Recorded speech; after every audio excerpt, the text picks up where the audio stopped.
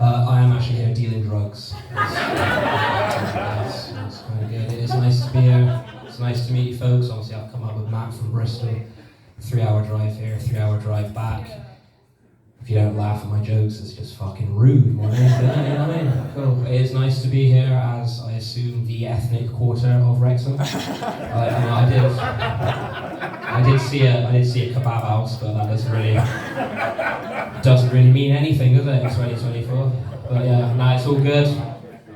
So my dad's black, my mum's white. I somehow came out Turkish.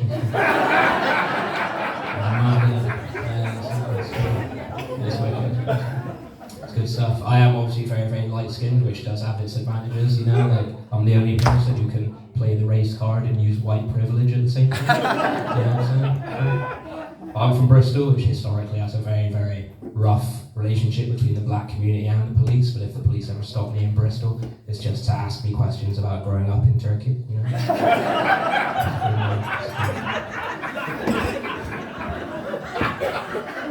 Doesn't stop me from getting stereotyped though, like I get stereotyped quite a lot, like, oh, you're mixed race, I bet you're really good at basketball. That's, like, which is a racist stereotype, like, you know what I mean, like, I'm not automatically good at basketball just because I'm mixed race, like, I'm shit at basketball because I keep tripping over my massive cock.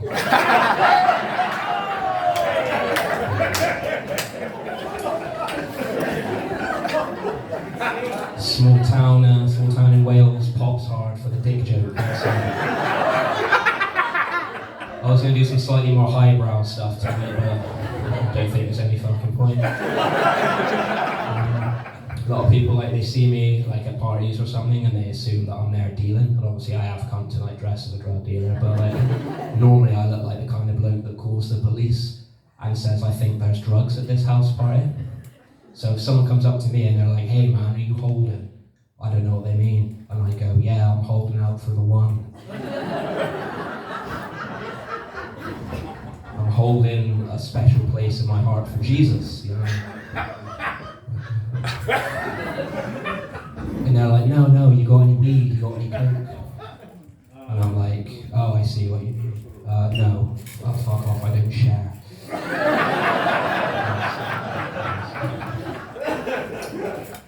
I'm a 90s baby, and I have quite a lot of nostalgia, but I do think that a lot of things from your childhood should be left in your childhood. Like, there might be some people in this audience who watch, like, their favourite show from childhood for the nostalgia, and that's fine, okay? There might be some people in the audience who still have, like, a stuffed animal from when they were a baby that's, like, you know, for sentimental purposes. But certain behaviours from your childhood should definitely be left in childhood. And I speak from personal experience. Like, don't pretend to be asleep at the end of a car journey so you get carried inside your house.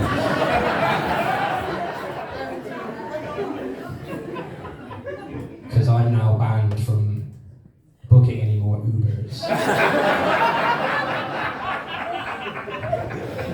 don't think that's very fair. I think that's quite fair.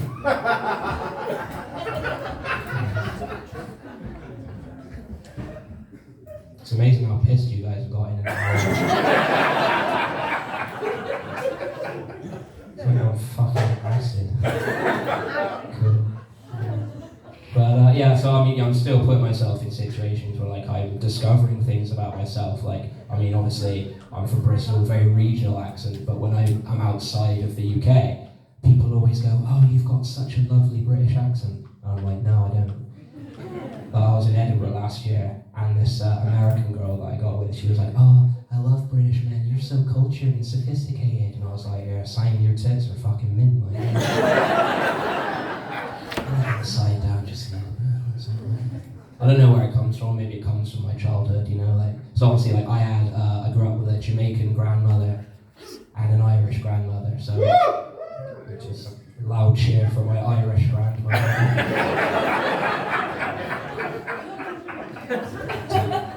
Do you know her?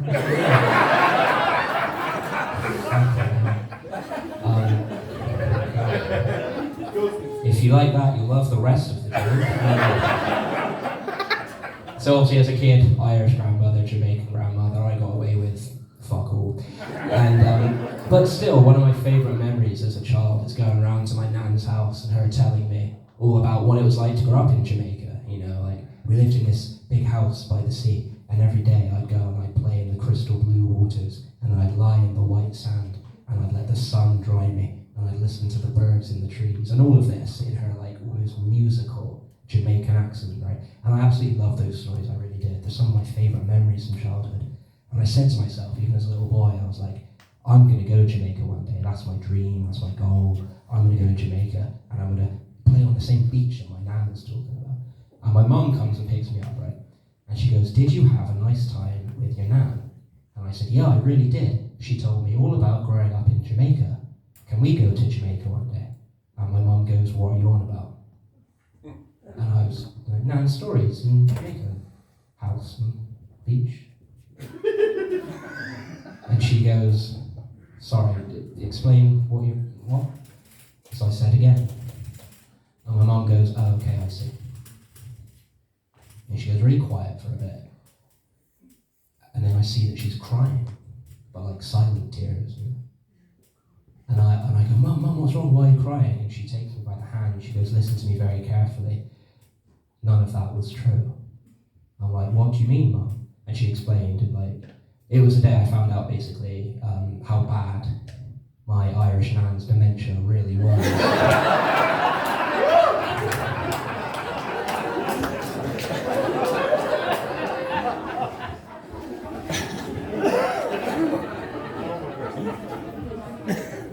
Gonna level with you, Wrexham?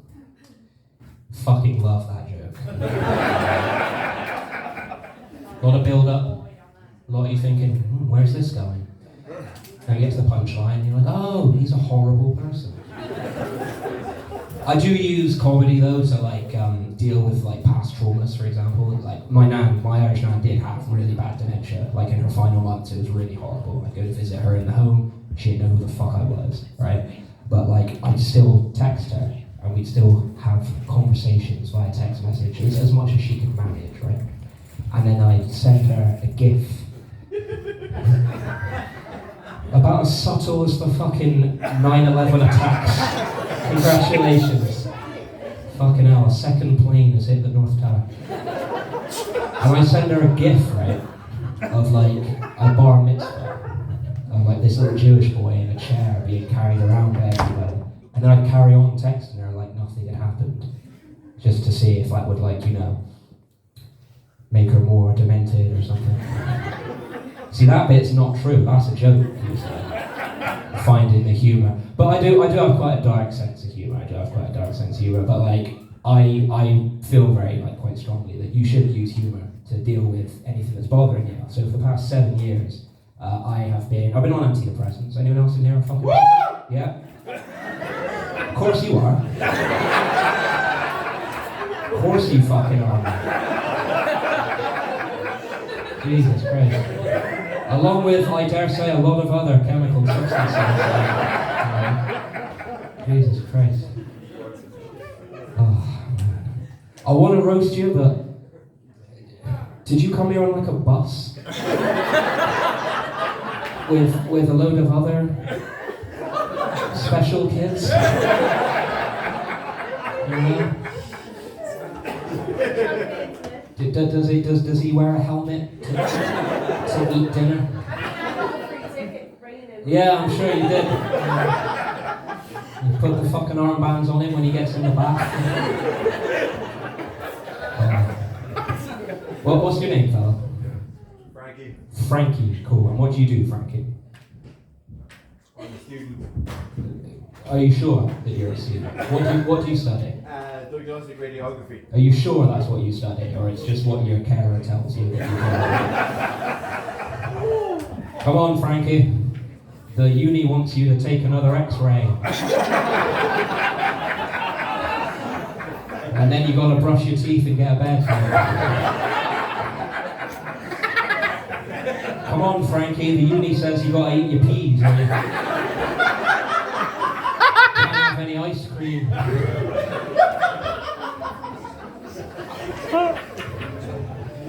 Yes, Frankie, I promise I'll deliver your letter to Santa Claus.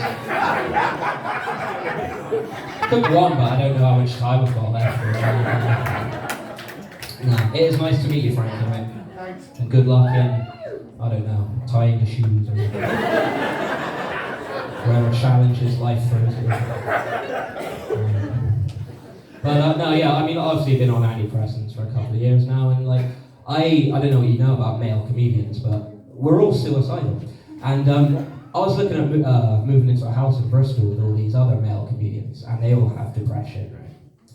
And I said to one of them, I was like, look, lads, cards on the table. Let's make kind of an agreement here, as we're all living together in this house, right? No judgment, right? If you're having a shit day, you're having a shit day. It's fine. If you're struggling with your mental health, you're struggling with mental health. It's fine. Just talk about it.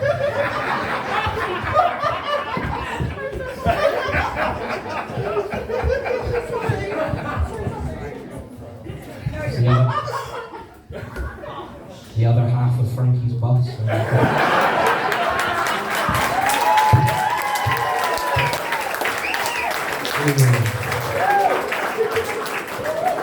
Small part of me died just then, but I don't give a fuck. That's cool. And I said, look, and let me be the one to say it as well, because it is a big, big risk among men our age. If I happen to come home and one of you lads has done something really drastic, you have my word as a man.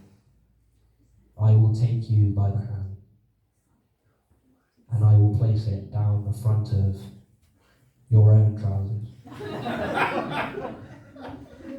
And then I will call an ambulance. Because a big part of living with depression is finding the joy in small moments. And that would be mine. Making everyone think that you died of autoerotic asphyxiation.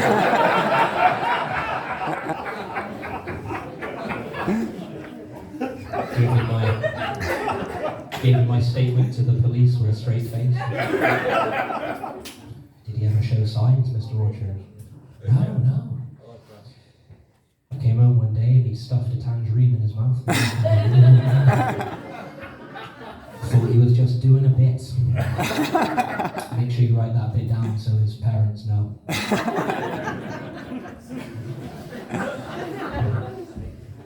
I'll tell you one more thing about myself before I go. Sometimes I think my problem is that I'm too honest with people. I went on a date with this girl about a week ago, and she asked me what I do. I asked her what she does. And I say, do you like guys with a lot to offer? She goes, yeah, I really do. I said, oh, okay. Sorry to have wasted your time. Cheers, Ransom. Thank you very much.